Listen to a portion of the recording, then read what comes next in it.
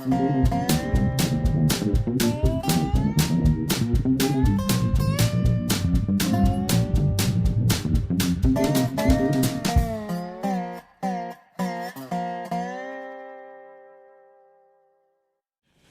is Dave Monk, your Prairie Monk, WAFT, Champaign 90.1 on your FM dial. And Dave on the board.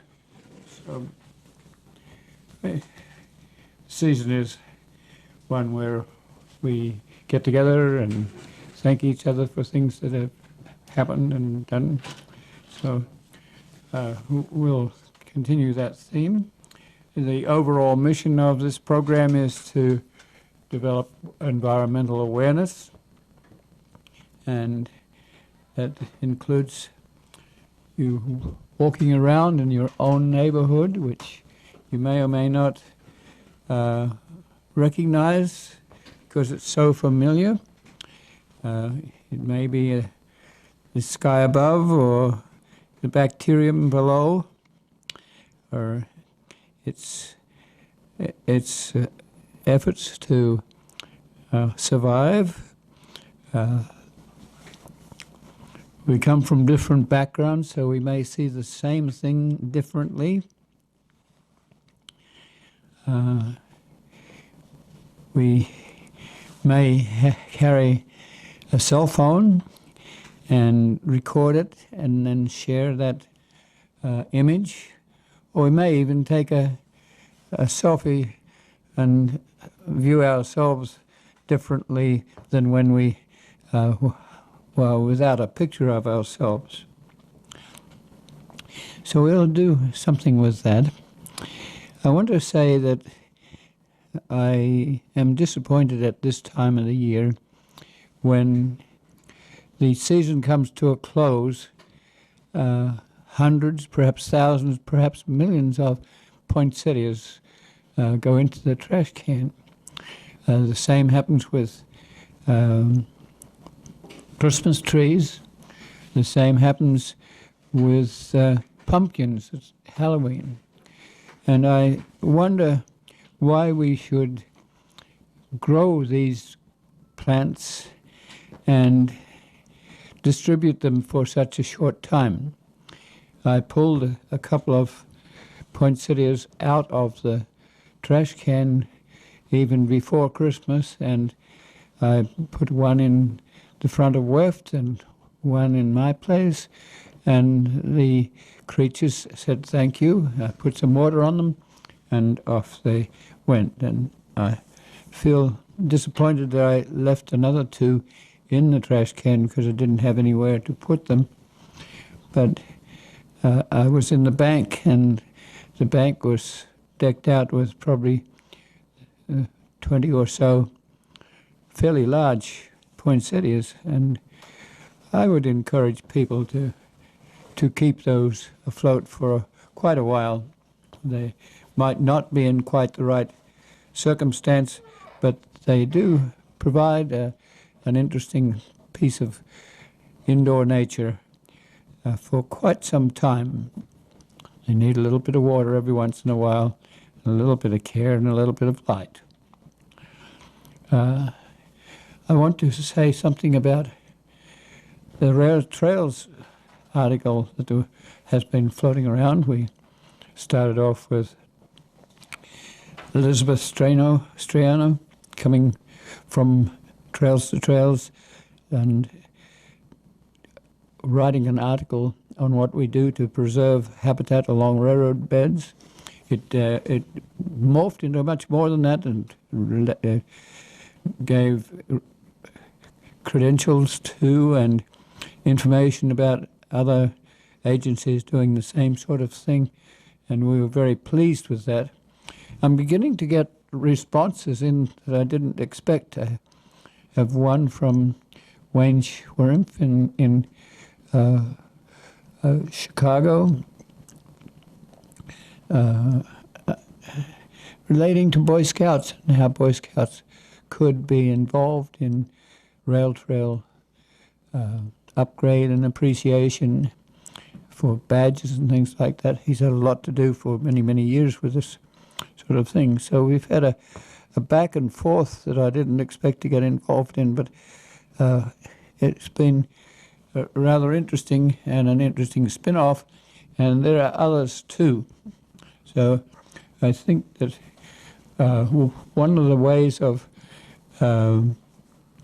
making our Western trails available is to make them known to people who in the long run can use them, and that's been rather interesting and helpful.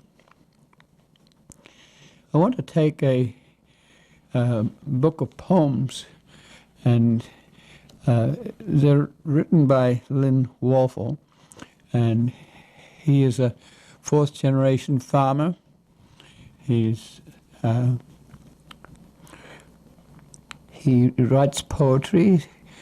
Part of being counseled to communicate with wife and family, and he was encouraged to put his poems together by Selima Harris, who was a past president at Parkland College.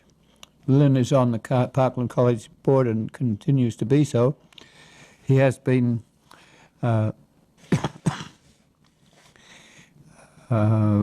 president of the Champaign Farm Bureau for many years, and has retired from that.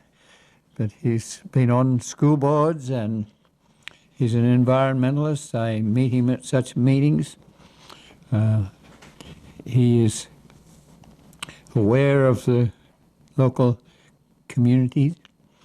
His farm is at the south end of the Pesota Moraine as we know it. It's a moraine that parallels Route 457, and 57 runs on the outwash plain to this Pesota Moraine. It's a little bit more noticeable as you go along Duncan Road, which sort of runs along the top of the moraine. The backside drains to the Ombra, which more or less runs off the Yankee Ridge moraine. His farm is sandwiched between Route 57, so a little bit of it is on the flatland, and some of it is on rolling territory. He has some creeks that were used to drain the area, and his family has been there for 4 generations. He regards himself as a temporary tenant of the landscape, and he cares about the soils and things like that.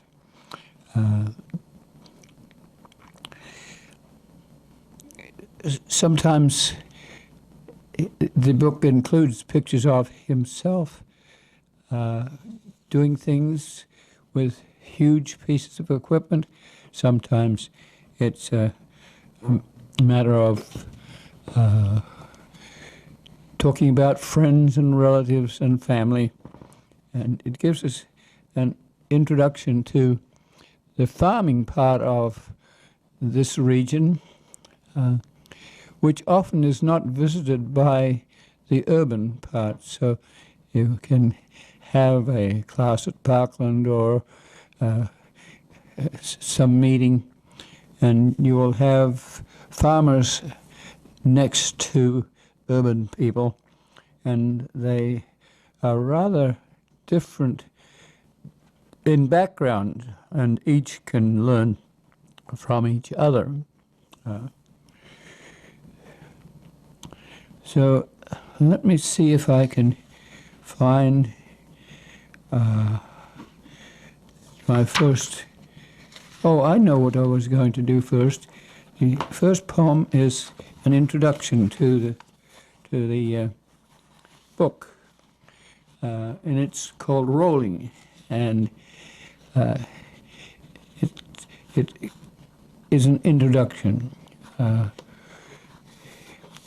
Big tractor wheels, taller than man, carrying 300 horse, back and forth, tilling the soil, planting the crop.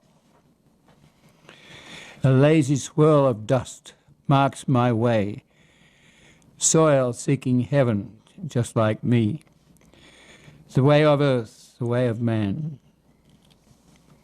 Row after row, seeds of promise, nestled into the waiting soil, dark, warm, moist.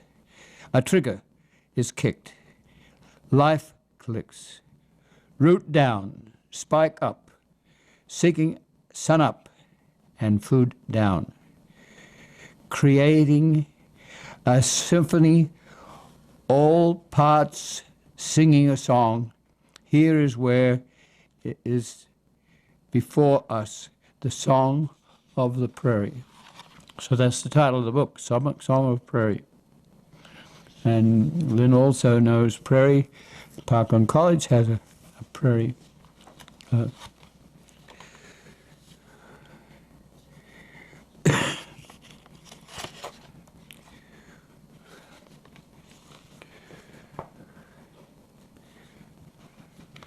I'm looking for, I didn't put all the numbers down here.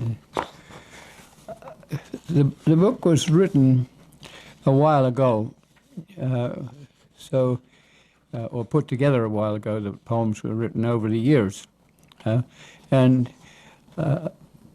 couple of years ago, water was a problem on the farm. If you don't have enough water, that's a problem. If you have too much water, that's a problem also. We'll read a little bit about the saddest field of all. One field among many sits just north of my centennial home. At breakfast, lunch, and dinner, my gaze is fixed upon it. When leaving home, I pass by it. Coming back, the same. I see it, night and day, and in between. It's there, right there, all the time.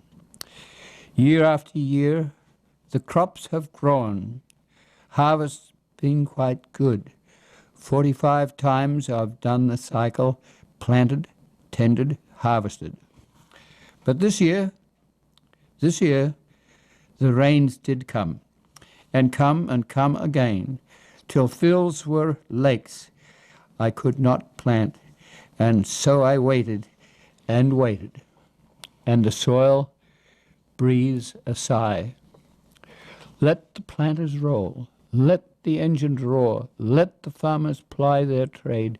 Seeds are pouring into soft, rich black soil, itching to perform, seeds swelling with new life, beginning again the bounty that Mother Earth produces. Every year, when weather spurned, my grandmother could be counted on to say, "Stand firm, just be ready.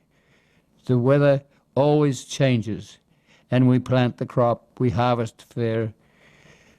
Here, we never had a failure.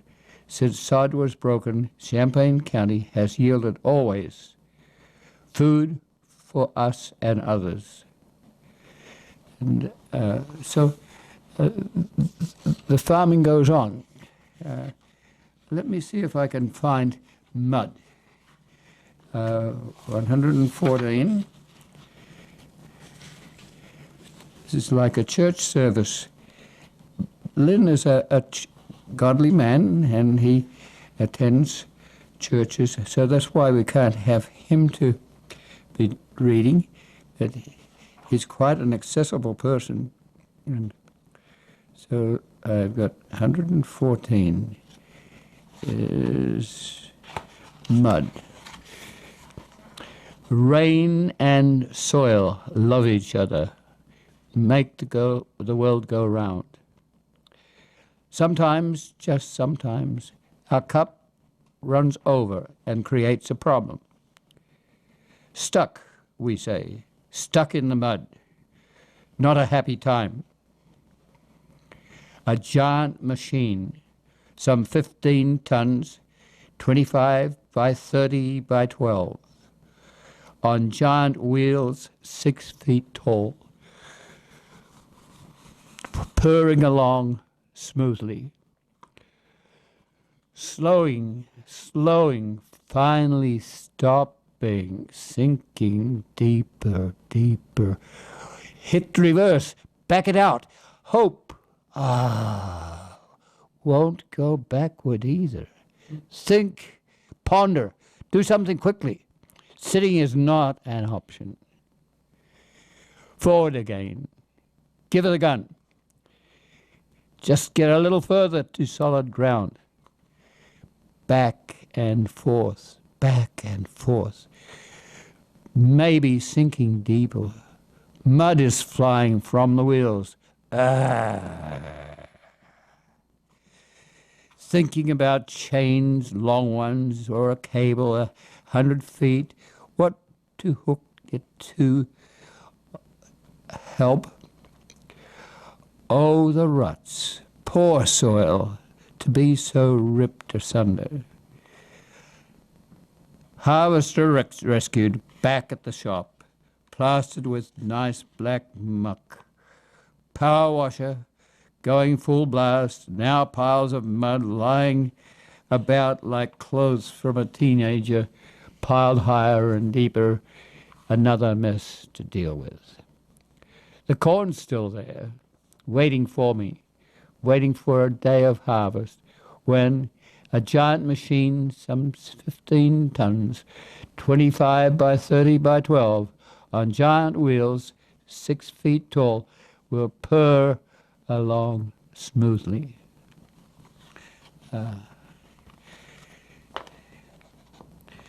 Recently, I had a situation at Pisodum, just about 2 miles south of Lynn's farm, and I called in on Lynn because there was a 30-year-old prairie at the Pisodum rest stop. It had done very well, and we had planted into that with the Department of Transportation's cooperation. We'd gone to a very good remnant prairie at Airport Road that was being widened and destroyed.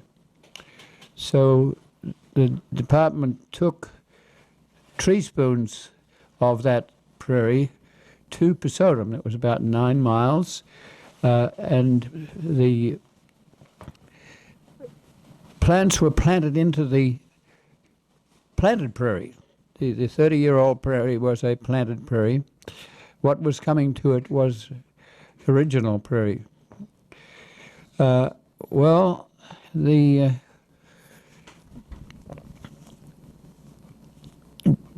situation came that the rest stop where this prairie was planted, partially because a lot of people had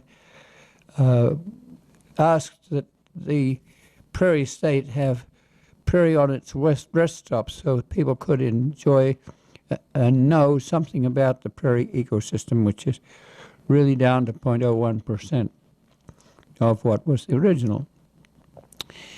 But the traffic was up, and it was anticipated that they would need races for sewerage. This is like a septic tank. You're out in the middle of nowhere, and you need to have gravel beds and sand beds that help to purify the sewage coming from the rest stop. And the logical place to put it was right where the prairie was. So I talked to farmers around, and there was a feeling that if the Department of Transportation wanted to, it could probably buy some farmland nearby and keep the prairie. But the price would probably have been high. So I visited with Lynn and his wife and enjoyed just talking and hoping that something might be happening. It was not possible, but I learned a little about Lynn and his farm and his ancestors. His his home is on a slope. There's a big glacial erratic sitting at the front of the area, which grandmother or perhaps great-grandmother used to use to climb into a carriage. It was an area where probably in the middle 30s there was there were occasions when there were gypsies around, and they would be in that area, and perhaps you'd lose a chicken or two. There was a little stream that had some prairie on it, but could have more. The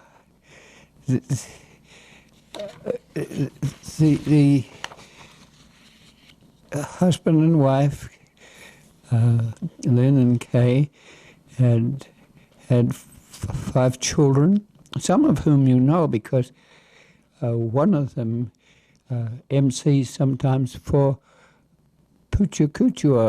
I'm not sure whether I've got that right, but it's an organization that gives community agencies and individuals a chance to present their case with 20 slides in 20 minutes, or perhaps it's less than 20 minutes. It might be 6 minutes. It's fairly short, but he would MC that, and he is a creator of backdrops for stage work. He is known locally. I don't know the rest of the family, but the family has departed as adults, and they will be the caretakers of this farm in the future. The family comes back. There are 6 grandchildren, and they enjoy this farm. One of the things that Lynn writes about is ghosts, and if I can find the ghosts, I'm looking at my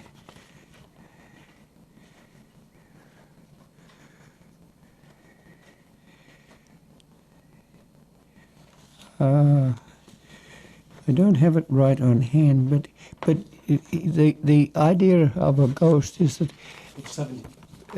where We've been walking with ghosts. yes, 70. We're here. Lynn wants to say that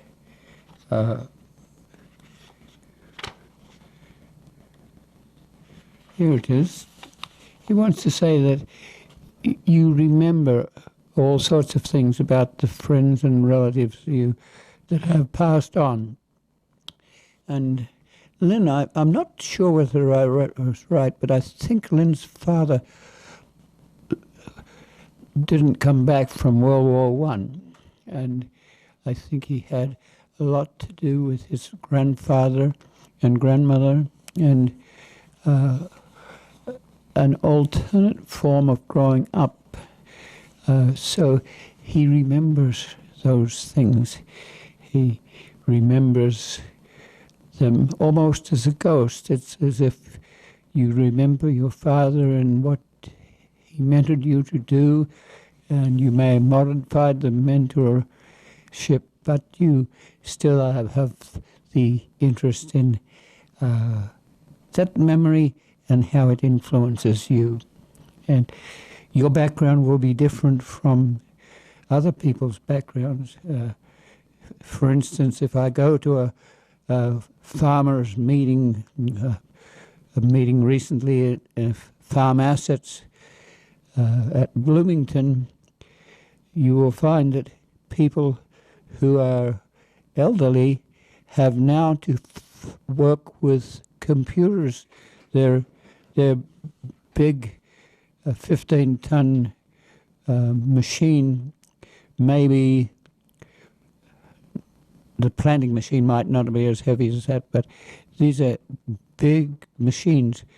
They can now know where the soils are different. If it's a sandy soil, you don't have as much nutriment held on the cations and the exchange capacity of the soil is light, so you can get your planter to plant fewer kernels of corn, fewer soybeans, to meet the fertility of that soil.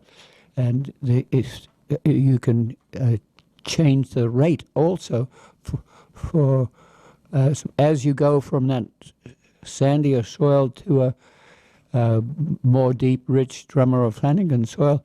The computer can change and then plant more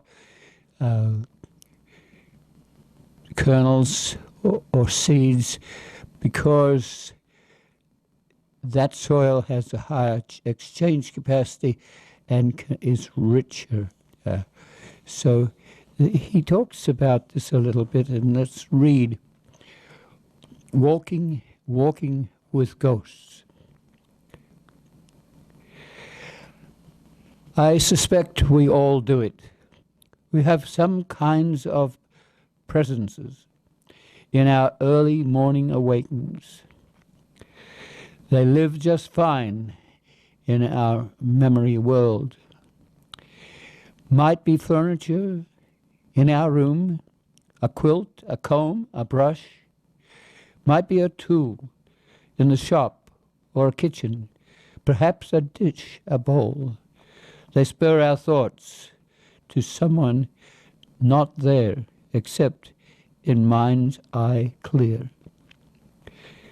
I walk with Grandpa most every day, remembering as I look, time in a field, steering a tractor, or baling hay, perhaps pulling weeds in a certain spot or in a certain field. There is, where I rode my bike, a brand new shining swin. Proud was I as I pedaled along, a cowpath trodden smooth. I was watching a bull, and watching me a ways across the pasture. Then he poured and began to run. Faster and faster toward me. I pedaled faster and faster still, till I reached the fence, abandoned the bike, jumped right over as the bull went steaming past me. A hoof print marked the fender and tire. I had to drag it home. Ever after the hoof dent stayed, Grandpa and I covered the farm doing the farmer things. He still walks here, but it's the shadows, only a ghost in me. Brother Chuck still talks to Mum, now and then each day. He laughs out loud, remembering when they laughed together. Then she walks with him, but only in the shadows, only a ghost to us.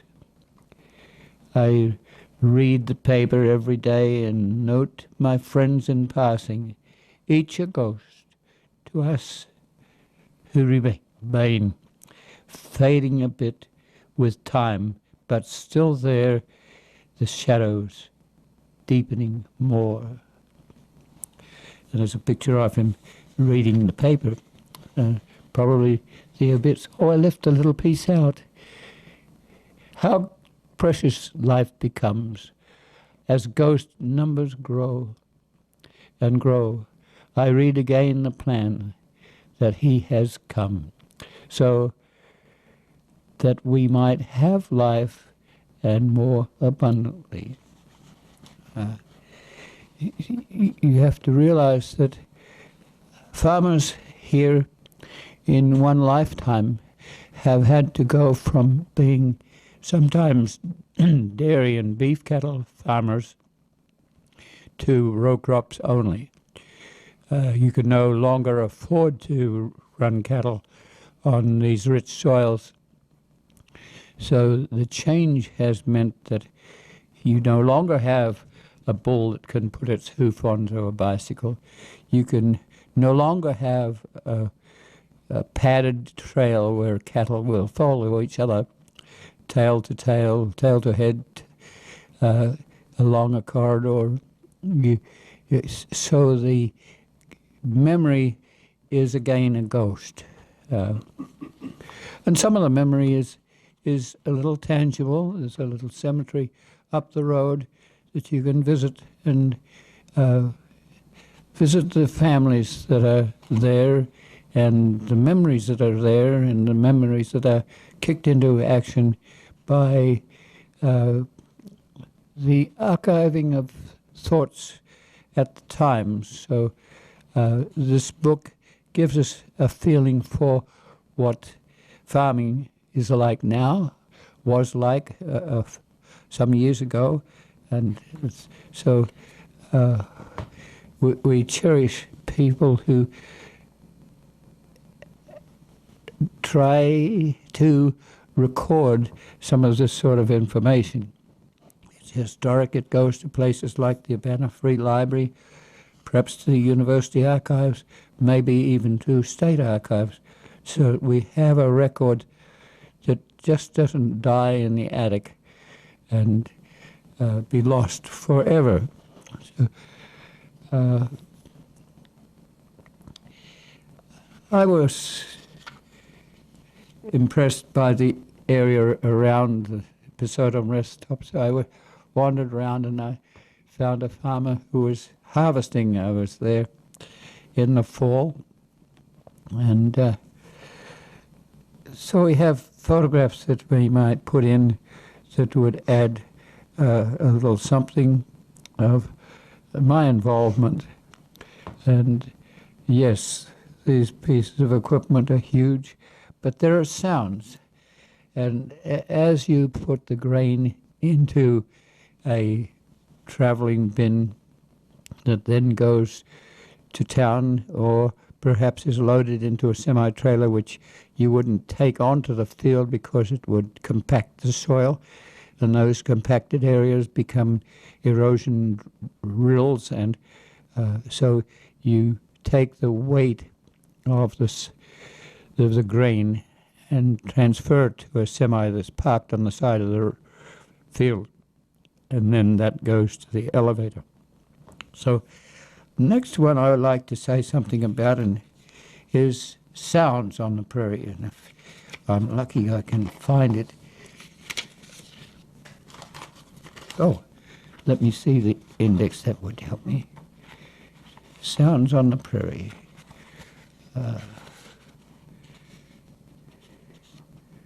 Farm sounds? Farm sounds. 58. 58. Oh, wow. We're getting there. This is not something we do very often, but it's good. Farm sounds. March 2010. Eyes closed, early morning. Nature is stirring the farm.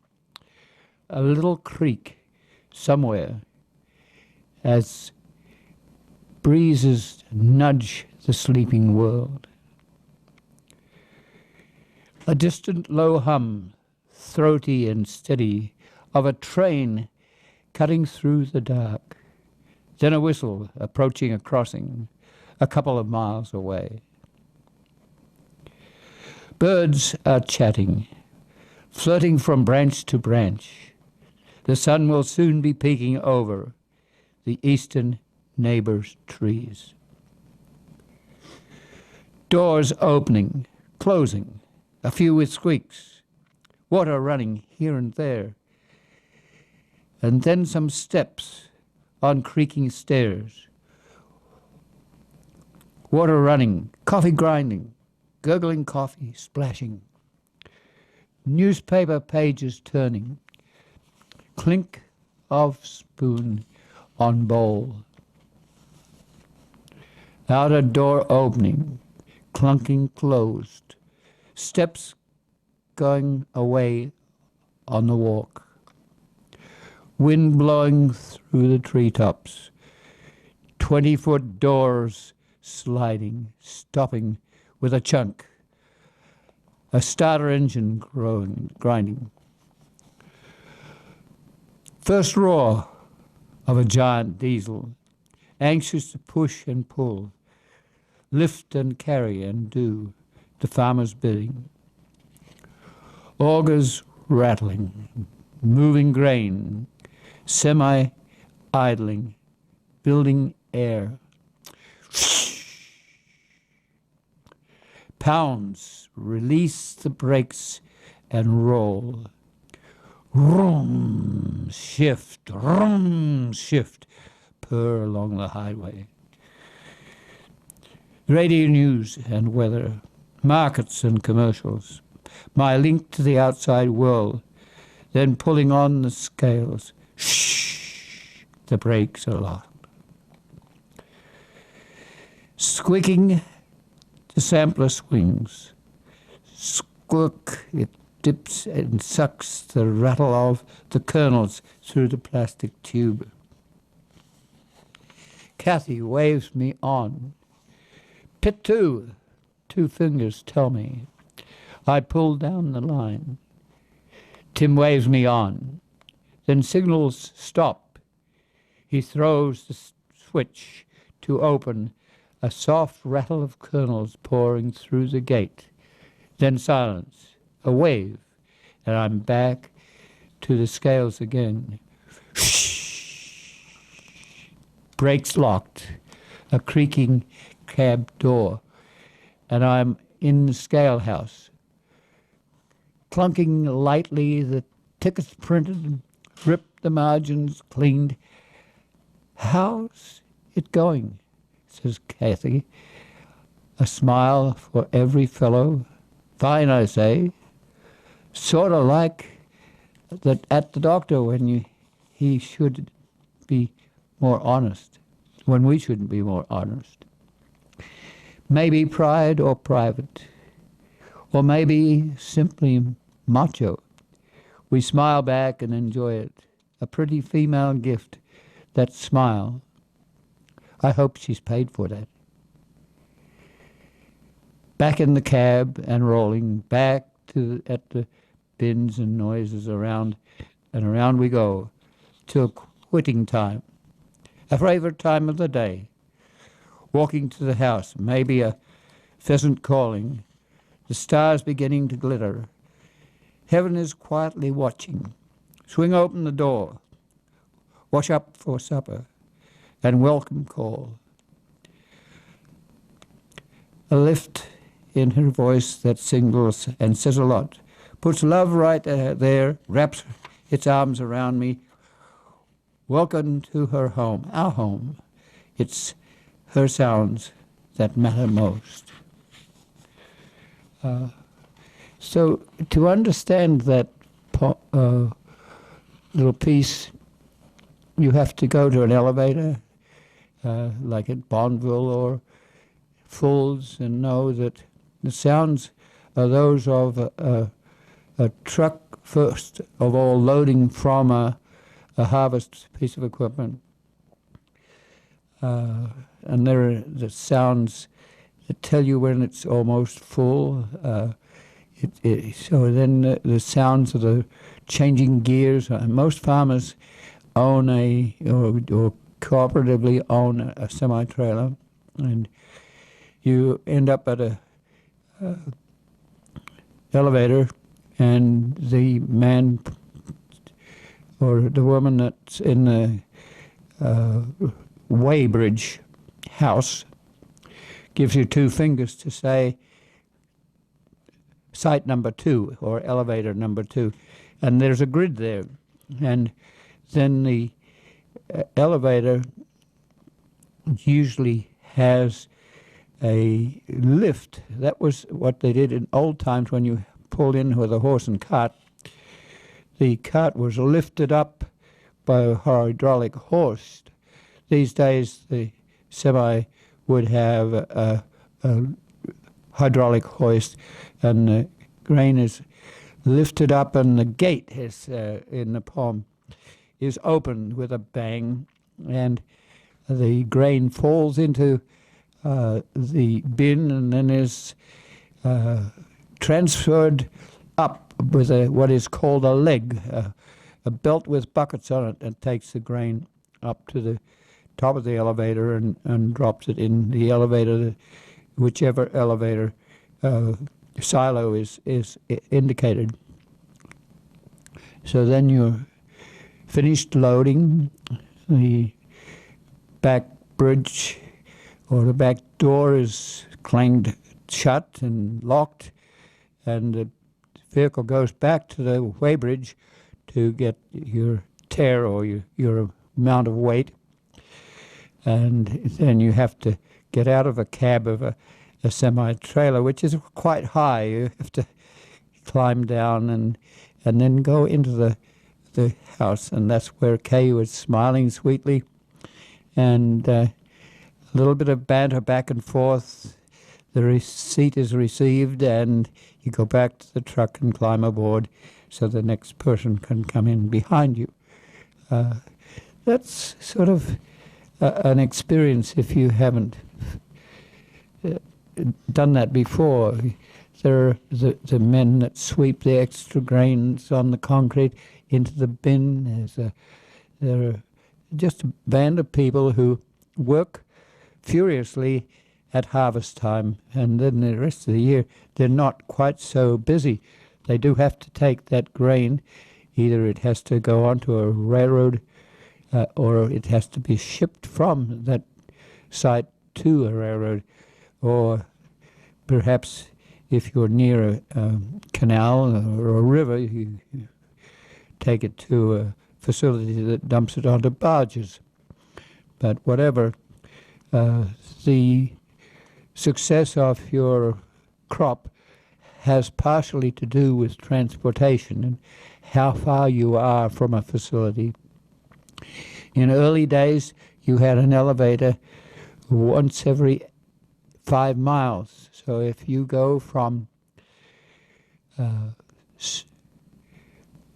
Seymour or Bonneville to Seymour to DeLand to Weldon to Lane, each elevator is about 5 miles apart, and each little town is 5 miles apart. And some of those towns were not on the railroad line, so they had to be skidded across the slough to the new railroad that came through. The community that is around the elevator used to help to run the elevator and run the trains. So it was small time. The crop was not so generous.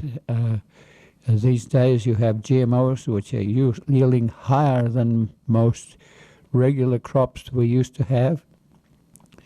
And then you have the farmers coming in, and the farming community owns considerable land. It's a little bit different from the community that operates the facilities usually. And those towns have taken on people who have a more urban style of life. We're interested in them because they get to use trails when we go on an abandoned railroad line. But the farmers also care about our railroad rights of way and the prairies we have on them, and they realize that some of the genetics that are behind the crops have to come from the rhizobacteria and the fungi that are in those soils. So we have, behind that poem, there are lots of thoughts for me and other people. So I want to say something about the Parkland Prairie. 28. 28. I noticed that one. Okay. 20, yes.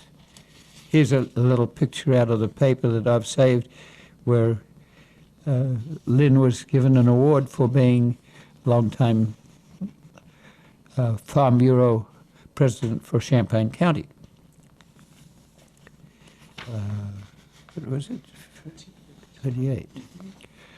The Parkland Prairie, let me tell you, it's around a detention pond.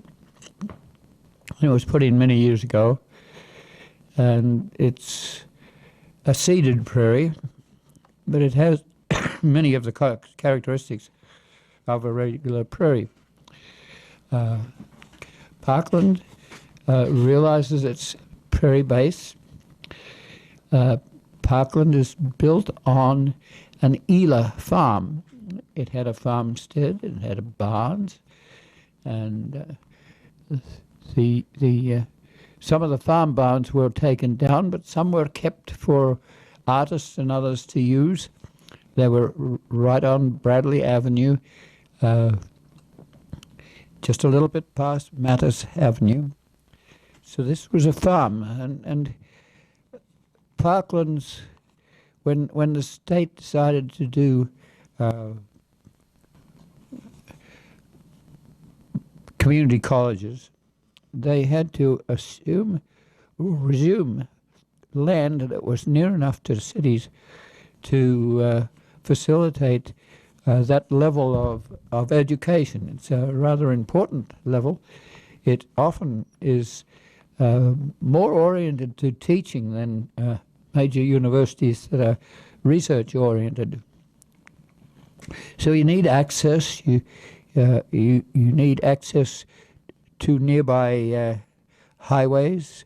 If you're servicing 10 or 15 counties, then people must be able to get to you. And so Parkland College was built. Before it was built, all the offices of Parkland College were downtown Champaign. And so eventually it was decided that the Elah family farm would be a suitable site. The family didn't realize they were being looked at for a college site. In fact, one of the members of the family got out to shoo off the officials that were looking at it. They had a forest. They had a sumac forest, which is a sort of a regrowth successionary tree that will be replaced by more mature trees. But that was there, and actually it was kept as a part of the Parkland building, and it's still there. It has to be replaced every once in a while because it is a regrowth succession forest that assumes that more mature trees will grow and the sumac or the other trees will fade out. If you don't plant them, if you don't go to more mature trees, then you need to replant this sassafras. Excuse me. Or other regrowth succession plants. The Elah family kept, or was allowed to keep, 17 acres of their farm. It's on the other side of 57, so to get to it, you have to go on 150 to Cardinal Road and wind around and find that 17 acres. Many, many years ago, the mother of the family came and asked if they could put a prairie on that cornfield. And she passed and father passed, but the children have kept that in mind and planted a very good prairie. So Parkland College not only has a detention pond prairie, but they also have a native prairie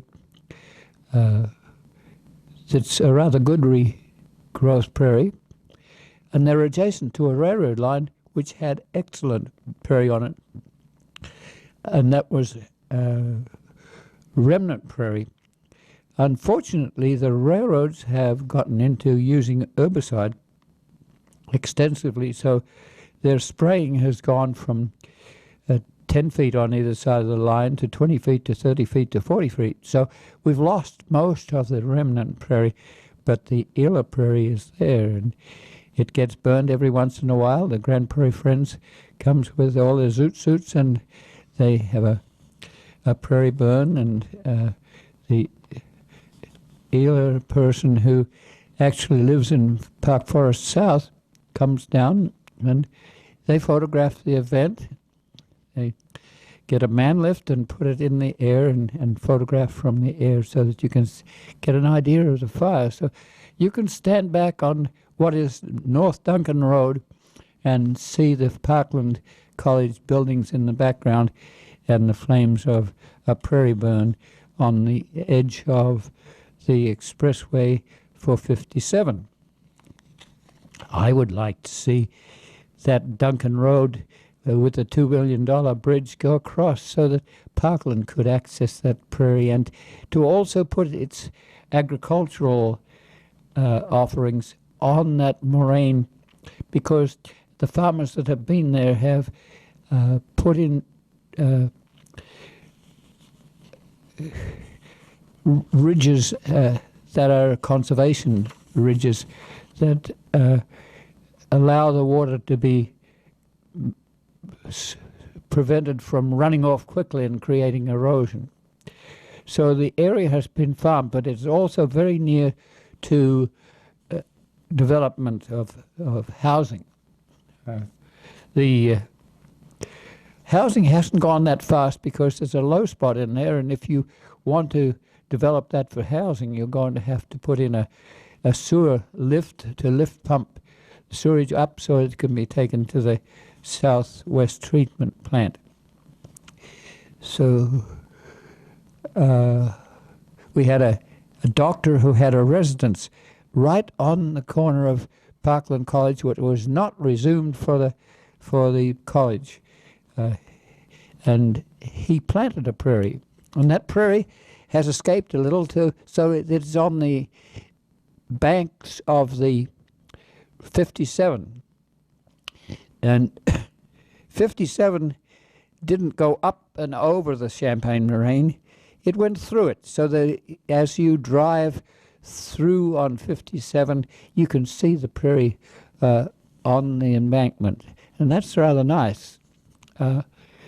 The 57 also goes under the railroad line, and right above you is a little corner there that's loaded with native prairie plants and soils that are original, and we look for that. So let's see what Lynn says about the Parkland Prairie. Remember that he's on the board, and he has a lot to do with preserving the dignity of the habitat that gave the farmers the maturation of good soils that came from the Canadian mountains, that as the continental glaciers moved south, they brought this rich glacial till that the farmers enjoy. So Lynn also probably knows his geology. The Parkland Prairie, hidden from most, lies quietly by. The seasons speak, the plants reply, first in tender shoots, breaking winter's hold. Bold they grow, seeking sun, nurtured by the rains, sinking roots against hot days when the soil seems dry. Flowers come to watch the crowds of students zipping past. Colors shift and change, the palettes soft. Gentle, perhaps, the breezes force their nods. Another solstice marks the time. The hues change once again. Fall is captured. One and all, frost and sun together, grace the plants. The morning diamonds soon to melt away. Winter comes to Parkland Prairie. Snow begins to fall. But snug beneath the summer plants, Earth is still alive, holding, saving next year's colors, waiting for a chance. Please come, savor this season's passing. Through the changing prairie, pause to study and remember those who came before, who broke some of the winter's hold, to grow, to flower, then to pass, become the soil we take for granted. Let me see what we might do next. How's that? Oh, wow. It's your time's been flying. Phew. That's quick. Let's see. And I've got the music going because we're down to the last couple of minutes here. I just want to point out, I really like that poem. If folks are interested in that poem where he talks about the prairie through all 4 seasons, you might want to consider checking out a book by a gentleman by the name of Aldo Leopold. He wrote something called the Sand County Almanac, and it's the very long, the extended version, an entire book about what it was like around his property as you go from one season to another. And again, the guy's name is Aldo Leopold, and that book is called the Sand County Almanac, a Sand County Almanac. And the book that Dave has been reading poetry from here today, the author is Lynn Warfel. That's Linwarfel. And the book is called Song of the Prairie. It's published by the News Gazette. And let's see here. I think we've not got time for much more. No, I think we've pretty much run out of time. Thank you for listening. Have a good season of giving and sharing and caring with families. And so we'll say this has been the Prairie Monk, WAFT Champaign, 90.1 on your FM dial. And Dave on the board. As always, the views and opinions expressed here are solely those of the speakers and nobody else.